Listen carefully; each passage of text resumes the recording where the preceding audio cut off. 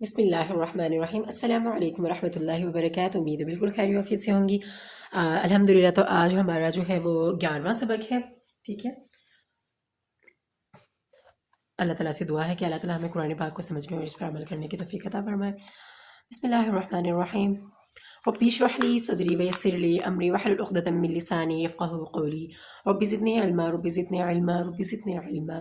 اللهم فقهنا في الدين اللهم فقهنا في الدين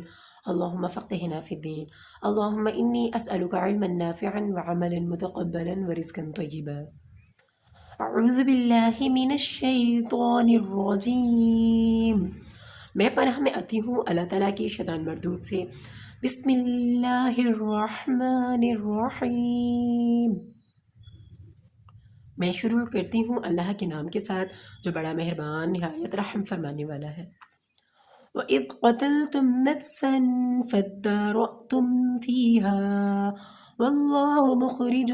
مَا كُنْتُمْ تَكْتُمُونَ۔ وَإِذْ، اور جب، قلتم قتل کیا تم نے، یہ پھر مار ڈالا تم نے، نفساً ایک جان کو، فَادَّارَأْتُمْ بس تم نے اختلاف کیا، فیہا اس میں، واللہ اور اللہ تعالیٰ، مخرجن نکالنے والا ہے، ما جو کنتم تم ہو، تکتمون جو تم چھپاتے ہو۔ پیچھے ہم نے پڑھا تھا نا، تو انہوں نے بیل کو ذبح کر دیا تھا، یعنی اتنے سوال جواب کے بعد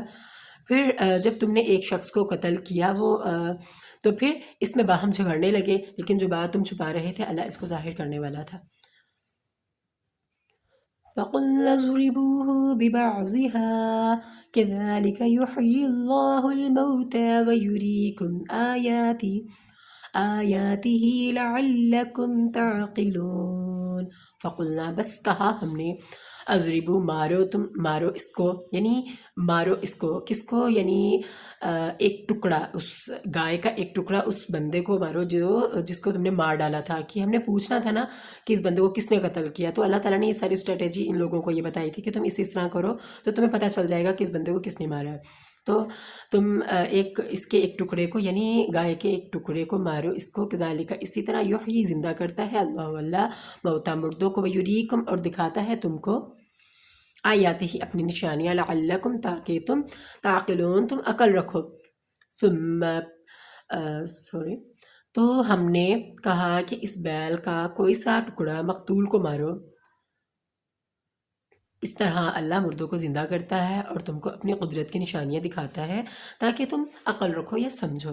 ثم قست قلوبكم من بعد ذلك فهي كالحجارة أو أشد قسوة وَإِنَّ مِنَ الْحِجَارَةِ لَمَا يَتَفَجَّرُ مِنْهُ الْأَنْهَارُ وَإِنَّ مِنْهَا لَمَا يَشَّقَّقُ فَيَخْرُجُ مِنْهُ الْمَاءُ وَإِنَّ مِنْهَا لَمَا يَحْبِطُ مِنْ خَشْيَةِ اللَّهِ وَمَا اللَّهُ بِغَافِلٍ عَمَّا تَعْمَلُونَ۔ ثم پھر قست سخت ہو گئے، قلوبکم دل تمہارے، من بعد اس کی، ذالک یہ، فہیا بس وہ، کالحجارتی مانند پتھروں کے ہیں، او اشد قسوہ یا اس سے بھی زیادہ سخت، وَإِنَّا اور بے شک، من الحجارتی پتھروں میں سے، لما وہ بھی ہیں، یتفجر جو پھوٹ نکلتی ہیں، منہ اس سے، انہار نہریں، وَإِنَّا اور بے شک، منہا اس میں سے، لما یشقق البتہ وہ بھی ہیں جو پھٹ جاتا ہے، فیخرج بس نکلتا ہے اس سے، منہ الماء پانی، وَإِنَّا اور بے شک، منہا ان میں سے، لما وہ ہے، یہبط جو گر پڑتا ہے، من خشیت اللہ اللہ کے خوف سے، اللہ کے ڈر سے، وَمَا اللَّهُ اور اللہ، بغافلٍ خبردار ہے، عما اس چیز سے، تعملون جو تم کرتے ہو۔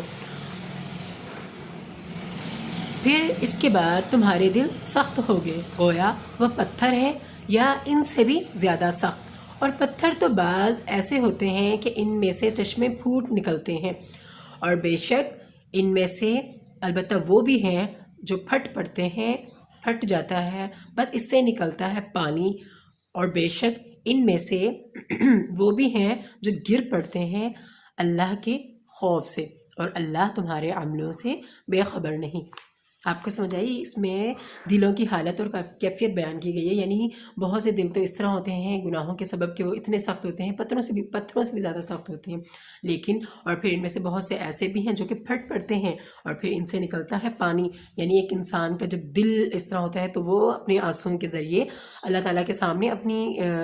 اپنے دل کا غبار اللہ کے سامنے رکھتا ہے، اور پھر اس میں سے کچھ تو وہ بھی ہیں جو پھر اللہ کے سجدے ہی میں گر جاتے ہیں، یعنی اللہ کے خوف سے گر پڑتے ہیں، اور اللہ تمہارے عملوں سے بے خبر نہیں ہے۔ أفتطمعون أن يؤمنوا لكم وقد كان فريق منهم يسمعون كلام الله ثم يحرفونه من بعد ما عقلوه وهم يعلمون۔ مومنو کیا تم